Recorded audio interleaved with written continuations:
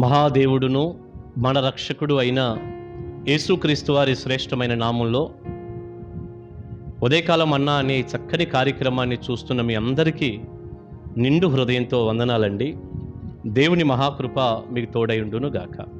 ఎలా ఉన్నారు మీరు మీ కుటుంబాలు క్షేమంగా ఉన్నాయి కదూ? సంతోషంగా ఉండండి. ప్రతి అవసరం తీర్చగలిగిన దేవుడు మనకు తోడుగా ఉన్నాడు. రండి, మనం దేవుని మాటలు ధ్యానం చేద్దాం. ప్రియులారా, పరిశుద్ధ గ్రంథంలో నుంచి ఒక వచనాన్ని నేను చదివే ముందు ఓ చక్కని విషయాన్ని నేను మీకు తెలియచేస్తాను. అనేక సంవత్సరాల క్రితం ఇంగ్లాండు ప్రాంతం నుంచి సుమారుగా 1840వ సంవత్సరం ఆ సమయాలలో ఇంగ్లాండు ప్రాంతం నుంచి రాక్లెండ్ అనేటటువంటి ఒక దొరగారు తమిళనాడు ప్రాంతానికి, తిరునల్వేలి అనేటటువంటి ఆ ప్రాంతంలో దాన్ని కేంద్రంగా చేసుకొని ఆ చుట్టుపక్కల ఉన్నటువంటి ఎన్నో వందలాది ప్రాంతాలలో, గ్రామాలలో చాలా బలమైనటువంటి సేవ చేసినటువంటి గొప్ప దైవజనుడు. ముఖ్యంగా శివకాశి అనేటటువంటి ప్రాంతంలో కూడా ఆయన అమూల్యమైనటువంటి పరిచర్య, ఆ తమిళనాడు ప్రాంతంలో ఉన్న శివకాశి అనే ప్రాంతంలో గొప్ప పరిచర్య చేసిన దైవజనుడు. చాలా శ్రమలు, చాలా కష్టాలు. ఆయన సేవ చేసిన ఎన్నో ప్రాంతాలలో యేసు అనేటటువంటి పేరు మొట్టమొదటిసారి ప్రజలు విన్నారు. అసలు ఆ పేరే తెలియదు. ఆయన వచ్చిన సమయాన్ని బట్టి ఆలోచిస్తే ఆ సమయానికి ఆ ప్రాంతాలలో ఆ పేరు కూడా మేము వెళ్ళలేదండి అసలు అన్నారు ప్రజలు. అలాంటి ఒక ప్రాంతాలలో ఈ దైవజనుడు గొప్ప పరిచర్య చేశాడు. ఇక ఎన్ని శ్రమలు పడ్డాడో, ఎన్ని మాటలు, ఎన్ని దెబ్బలు, ఎంత కన్నీటి గుండా ఆ దైవజనుడు వెళ్ళాడో. ప్రియులారా, ఆయన చరిత్ర నేను చదువుతున్నప్పుడు నిజంగా నాకు చాలా ఆశ్చర్యం వేసింది. అలాంటి గొప్ప దైవ సేవకుల గురించి కొన్ని విషయాలైనా నేను చదువుకొని తెలుసుకోవటానికి నాకు కృప చూపిన దేవుడిని నేనెంతో స్తుతిస్తున్నాను. ఒక్కోసారి నేను 4వ తరగతి వరకు మాత్రమే చదువుకున్నాను కదా. ఒక్కొక్క సమయంలో అసలు ఈ 4వ తరగతి, నాకు ఈ 4 తరగతుల చదువు ఇచ్చినందుకు దేవా నీకు స్తోత్రం అని ఎన్నోసార్లు నేను చెప్తుంటాను. ఎందుకంటే ఒకవేళ అవి కూడా నాకు లేవనుకోండి, నాకున్న పరిస్థితిలో నిజంగా నేను ఎన్నో విషయాలు చదివి తెలుసుకుని ఈరోజు బలాన్ని పుంజుకొని బలపరచబడి ఆ చదివిన మాటల ద్వారా నేను పోషింపబడే అవకాశాలు ఎంతో తక్కువగా ఉండేవి. కానీ దేవుని నామానికి స్తుతులు, కనీసం నాకు 4వ తరగతి వరకైనా దేవుడు ఆ చదువు ఇచ్చినందుకు. ఇలాంటి గొప్ప దైవ సేవకుల గురించి నా చరిత్ర నేను చదువుకుంటుంటేనండి ఎంత సంతోషం, నాకెంత ప్రోత్సాహం. ఈ దైవజనుడి గురించి అండి, ఇంత గొప్ప సేవ చేసిన దైవ సేవకుని గురించి ఒక్క మాట చెప్తానండి ఈ సమయంలో. ప్రియులారా, ఆయన ఆఖరి రోజు, చనిపోయే ఆఖరి రోజు ఉదయాన్నే 3 గంటలకు లేచాడట.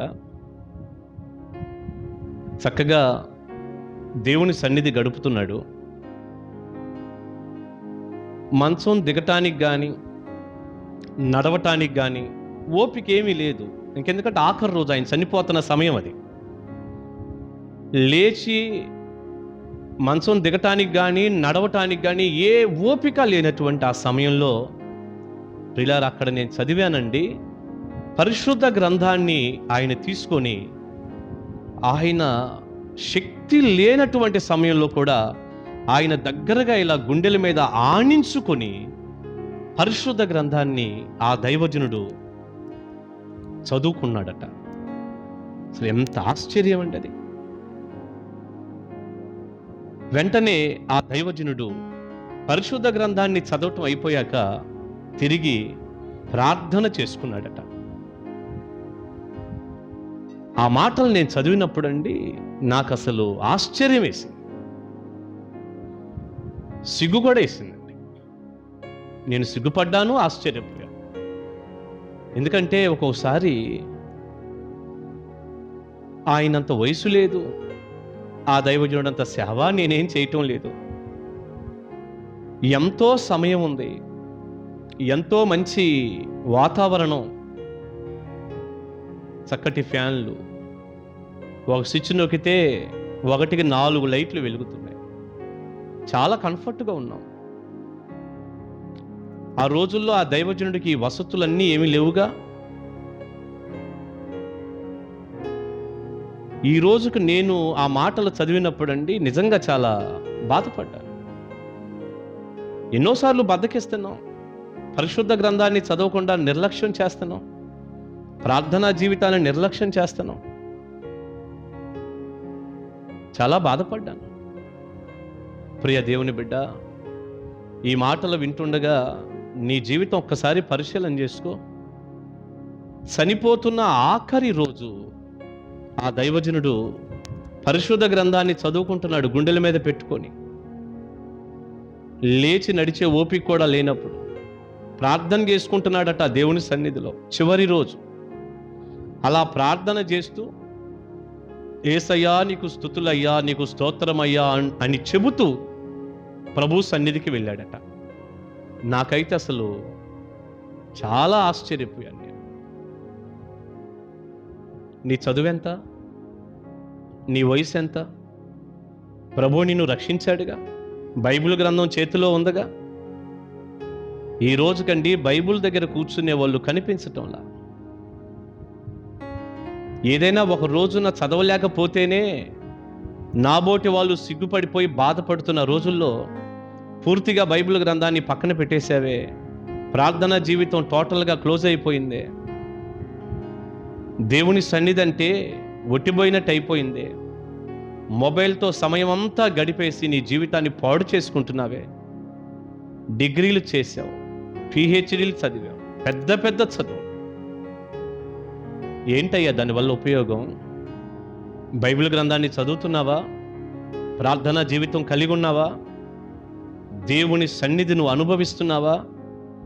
వాత వేయబడిపోయిన మనస్సాక్షిలాగా, వాత వేయబడ్డ మనస్సాక్షిలాగా నీ జీవితం ఉంది కదూ. నీకేం అనిపించటంలా, ఏం బాధ కలగటంలా, అయ్యో అనిపించటంలా.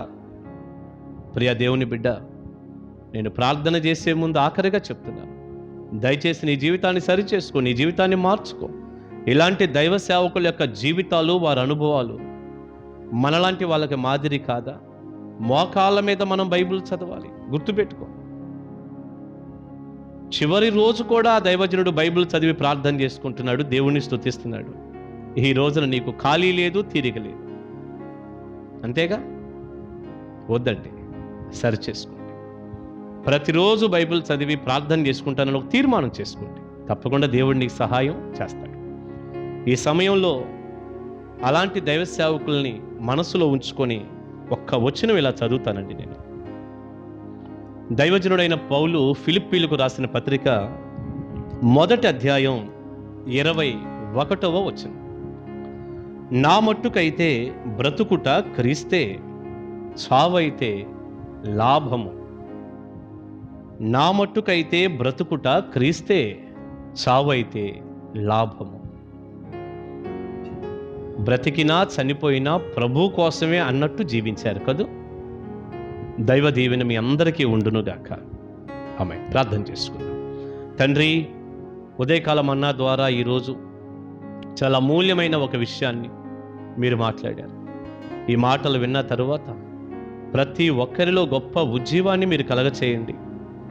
రాక్లెండ్ దొరగారు అని పిలువబడిన ఆ దైవజనుడు ఎంత గొప్ప సేవ చేశాడు, ఏ రీతిగా ఆయన చివరి సమయంలో కూడా మీ సన్నిధి గడిపాడు. మాలాంటి వారికి ఎంత గొప్ప పాఠమయ్యా. ఈ రోజు నుంచి మేము తప్పకుండా మీ సన్నిధి ఎక్కువ గడుపుతాం, మరలా పరిశుద్ధ గ్రంథాన్ని మేము చదువుతామంటూ ఎంతమంది బిడ్డలైతే ఒక తీర్మానం చేసుకుంటున్నారు. వారందరి జీవితాల్లో మీ గొప్ప వెలుగు ఉదయించాలి. మండుతూ ప్రకాశించే జ్యోతుల వలె వారిని ఆశీర్వదిస్తూ ప్రతిరోజు వాక్యం చదివి ప్రార్థన చేసి, అసలు అలా ఉన్న తర్వాతనే మేము ఏదైనా చేస్తాము, ఏ పనైనా చేసుకుంటాము అనే అంత తీర్మానంతో బిడ్డలను దీవించారు. ఇప్పటికే ఎంతోమంది పశ్చాత్తాపంతో ఇలాంటి ఒక ఆలోచన కలిగిన పిల్లలు ఉండి ఉంటారయ్యా. వారందరికీ మీ సన్నిధి తోడుగా ఉంచి సాయపడండి. యేసు నామాని ప్రార్థన మనవులు అడుగుచున్నాను తండ్రి. ఆమేన్. ఆమేన్. God bless you. దేవుని మహాకృప మీకు తోడై ఉండునుగాక. కలుసుకుందామా? ఆమేన్.